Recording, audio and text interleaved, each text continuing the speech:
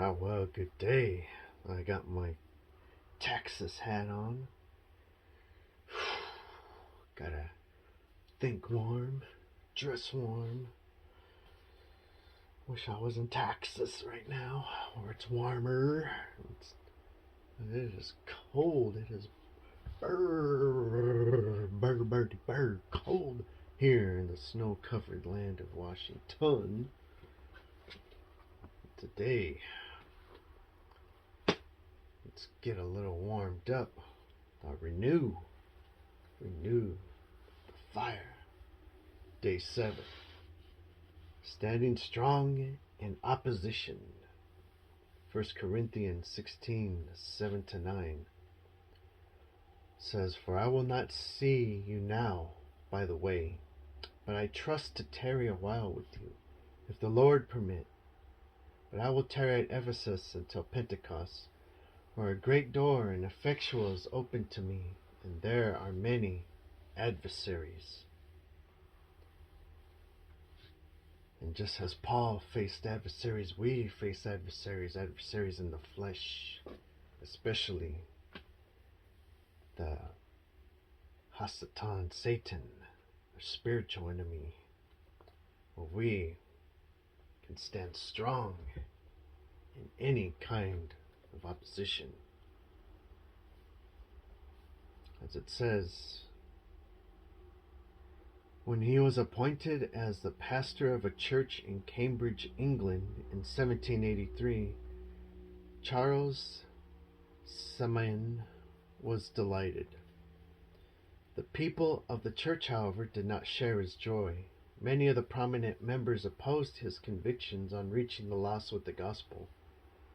To show their displeasure, they locked up their pew boxes during the service and left them empty, so that those who came to hear Simon preach had to stand or sit in the aisles. Eventually, God began to work, and Simon's ministry had a powerful influence on the nation of England and the world through his efforts to encourage missionary work. During the dark days of opposition, Simon wrote, "In this state of things I saw no remedy but faith and patience." And isn't that our remedy? Faith and patience. Let's hold the line. Stay faithful, stay patient. For we know that He is always working behind the scenes and always working things out for our good. And we will remain in Him. He even causes our adversaries to be at peace with us. Continuing on, it says, "It was painful indeed to see the church, with the exception of the aisles, almost forsaken. But I thought if God would only give a double blessing to the congregation that did attend, there would be on a whole much good done, as if the congregation were doubled and the blessing limited to only half the amount. This comforted me many, many times, when without such a reflection I should have sunk under my burden." Opposition, it says, does not mean that we are doing things wrong. Often it is evident that we are doing things right. If we allow ourselves to be deterred from doing anything unless we have complete approval, it is certain that we will never accomplish anything of value.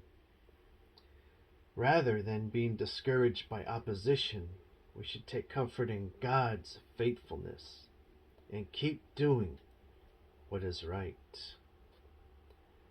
It says, today's principle, be strong in the Lord. No great work for God has ever been done with opposition from the enemy. Yes, as long as it's for Him and it's through Him, He will bless. He will bring, the scripture says, your righteousness to pass as the noonday. He will deliver you. He will vindicate you. He will bless you in front of all. Amen.